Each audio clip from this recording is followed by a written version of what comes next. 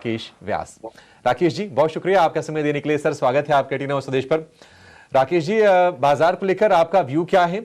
कुछ बड़े ट्रिगर्स बीत चुके हैं और फिर से फोकस अर्निंग पर होता जा रहा है, क्योंकि बजट भी था, एसटीटी की एक चिंता थी, उसको इंडिया यूएस के ट्रेड डील ने काफी हद तक दूर करने का काम किया, लेकिन एक आईटी को लेकर चिंताएं हैं अमेरिका में और उसके ग्रिप में भारतीय बाजार भी आ रहे हैं। आपकी राय क्या होगी सर यहां से आगे मार्केट को लेकर?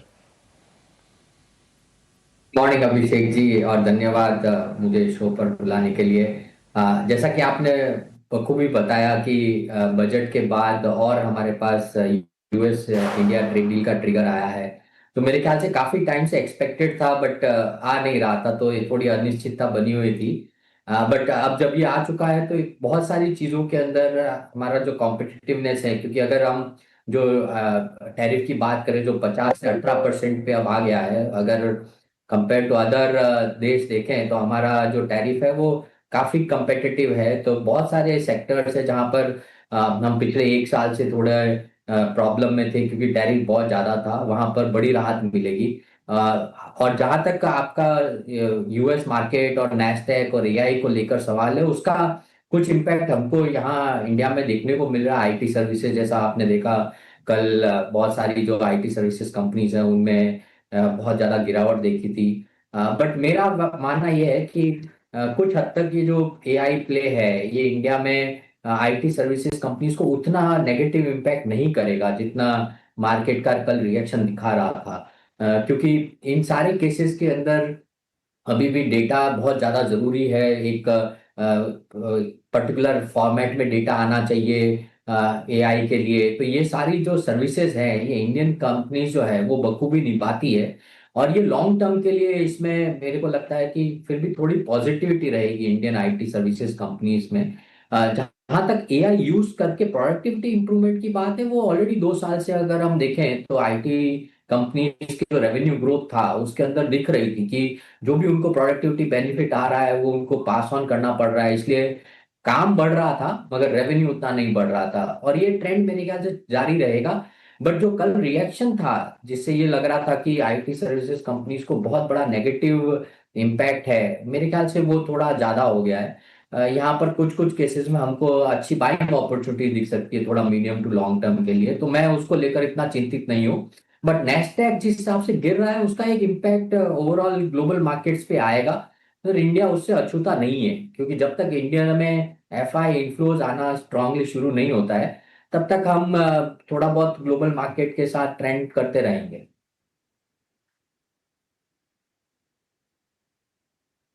राकेश सर, बहुत सारे लोग ये भी जानना चाहते होंगे, क्योंकि हमने परसों के सत्र में तो देखा कि बाजार में अच्छा खासा उछाल आया, निफ्टी 26,300 तक चला गया, निफ्टी बैंक में भी जबरदस्त तेजी थी, लेकिन यूएस के साथ जो ट्रेड डील हुई है, क्या बाजार में उसका इंपैक्ट आना भी बाकी है, या फिर बस एक चिंता जो काफी समय से बाजार को परेशान कर रही थी वो दूर हो गई थी और अब बाजार में यहां से उस डील के चलते प्राइस एक्शन हम नहीं देखेंगे? आपके एनालिसिस क्या कहते हैं सर?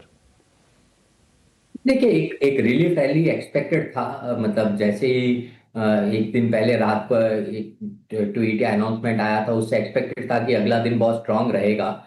बिकॉज हम काफी टाइम से एक्सपेक्ट कर रहे थे, ये डील पर नहीं आ रही थी, तो वो थोड़ा रिलीफ रैली जारी चालू होना था। बट जहां तक इसका ओवरऑल इम्पैक्ट है अभिषेक जी, अभी भी हमको फुल डिटेल्स नहीं मिली है कि किन सेक्टर्स को कितना रिलीफ मिला है। बट पॉजिटिविटी जरूर कायम है, और यहाँ से हमारा कॉम्पिटिटिव, जैसे मैंने बोला, बहुत सारे सेक्टर्स में इंप्रूव हो जाता है।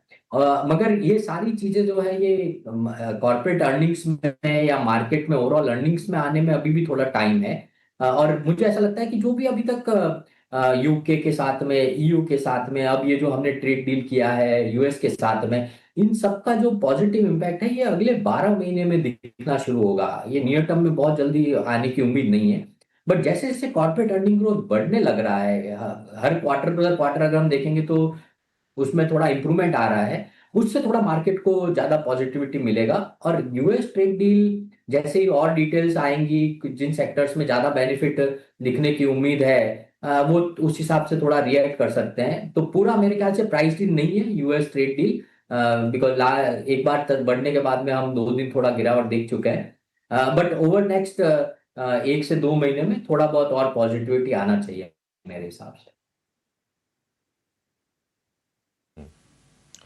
राकेश जी, कल एक और बड़ा ट्रिगर बाजार के लिए होगा। कल आरबीआई की मॉनेटरी पॉलिसी आएगी और हमने देखा है कि पिछले साल फरवरी से लेकर इस फरवरी तक 125 बेसिस पॉइंट दरें तो घट गई हैं और अब ये यूएस के साथ ट्रेड डील हो गई है, तो निश्चित तौर पर इन्फ्लेशन को लेकर, ग्रोथ को लेकर जो छोटे मोटे जो कंसर्न्स रहे होंगे वो भी थोड़े किनारे हो गए। तो क्या मान के चलें कोई रेट कट नहीं आने जा रहा है आई पॉलिसी में और आरबीआई का जो फोकस होगा लिक्विडिटी मैनेजमेंट को लेकर ही होगा?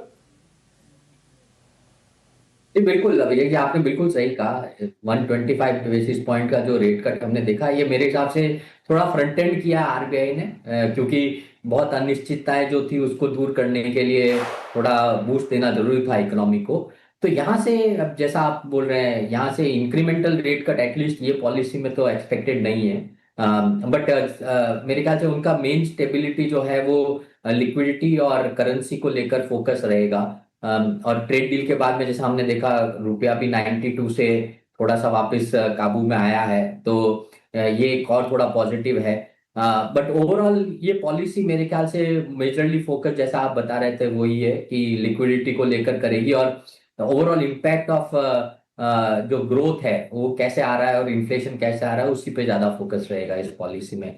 और काफी कुछ जो ट्रांसमिशन है अभिषेक जी, जो पिछली रेट कट आई हुई है उनका मार्केट में ऑलरेडी आ चुका है। बट फिर भी मार्केट को, कंपनीज को, इकोनॉमी को थोड़ा वक्त लगता है उसको रिफ्लेक्ट करने के लिए, उसका बेनिफिट देखने के लिए। तो हमने पिछले 10-12 महीने के अंदर जो स्ट्रॉन्ग रेट कट दिखा है, अब मुझे लगता है अगले 3 से 4 महीने तक इंक्रीमेंटल रेट कट नहीं आना चाहिए, क्योंकि यही जो इम्पैक्ट है वो पूरा हमको दिखने लगेगा अगले 3 से 4 महीने के अंदर।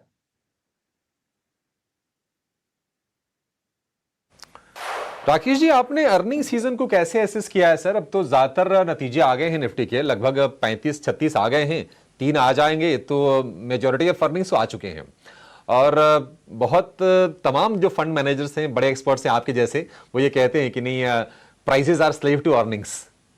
तो आपको अर्निंग सीजन अब तक लगी कैसी है? क्योंकि अल्टीमेटली बाजार को चलना है या फिर स्टॉक्स को रेट करना है, ट्रिगर तो रिजल्ट ही बनने वाले हैं। बिल्कुल अभिषेक जी, आपने एकदम सही बात कही है कि stock market returns are slave to earnings. और जहां तक अभी तक ब्रॉडर मार्केट में बात करूं मैं अर्निंग्स को लेकर, तो अगर हम जो लेबर कोड का इम्पैक्ट है उसको एडजस्ट करते हैं, क्योंकि वो वन टाइम इम्पैक्ट है काफी सारे केसेस के अंदर, तो वो अगर हम एडजस्ट करें तो हम कंटिन्यूसली इंप्रूवमेंट देख रहे हैं अर्निंग्स में। हर क्वार्टर दर क्वार्टर हमने पिछले 3 क्वार्टर से हर क्वार्टर थोड़ा बेटर अर्निंग देखा है। और मुझे लगता है कि अभी तक की जो अर्निंग्स आई है उसके हिसाब से हम लोग 10 से 12% अर्निंग ग्रोथ देख चुके हैं वाई वाई बेसिस पे already, for the broader market on Y Y basis, ये थर्ड क्वार्टर में। और जैसा मैं पहले भी बोलता आया हूं कि FY27 में हमारी अपेक्षा है कि करीब 12 से 14% का अर्निंग ग्रोथ दिखेगा। तो अगर हम 10 से 12% ये क्वार्टर में दिखाएंगे तो बड़ी उम्मीद बनती है कि FY27 12 से 14% का विजिबिलिटी बढ़ जाता है। क्योंकि बहुत सारे केसेस के अंदर अभी भी जो पॉजिटिव बेनिफिट है, मेरे ख्याल से जैसे अगर हम BFSI सेगमेंट देखें तो जो कॉस्ट ऑफ फंड का बेनिफिट है वो अभी तक रिफ्लेक्ट नहीं हुआ है पूरा।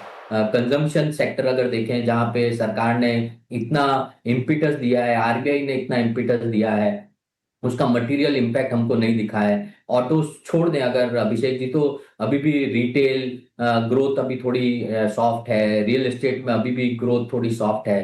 तो ये बहुत सारे ऐसे सेक्टर है जहां पर मुझे लगता है कि हम इंक्रीमेंटली पॉजिटिविटी देखेंगे, तो FY27 का आउटलुक थोड़ा बेहतर हो जाता है।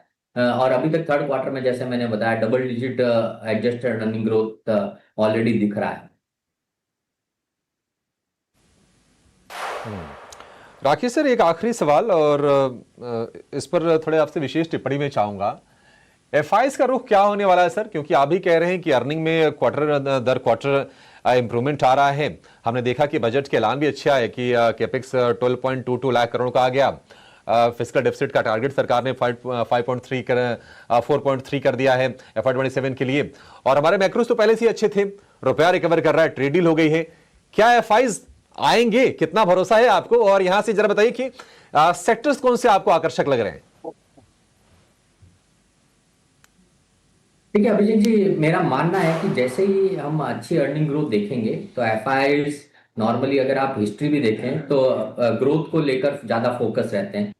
लास्ट 2 साल से इंडियन मार्केट में अर्निंग ग्रोथ बहुत वीक था और इसके लिए ये प्रेशर भी था एफआई आउटफ्लो का। बट जैसे बहुत सारी जो अनसर्टेनिटी थी जो निकल चुकी है, बहुत सारी पॉजिटिविटी ऑलरेडी आ रही है मार्केट के अंदर, इकोनॉमी के अंदर, और अर्निंग ग्रोथ जैसा मैंने आपको बताया हम धीरे धीरे नॉर्मलाइज लेवल पर जाएंगे। तो मुझे ऐसा लग रहा है कि यहाँ से इंक्रीमेंटली हम एफआईज आउटफ्लो धीरे धीरे बंद होता देखेंगे और टुवर्ड्स द एंड ऑफ ये कैलेंडर ईयर जो है वहाँ हमको एफआई के इनफ्लो की उम्मीद है।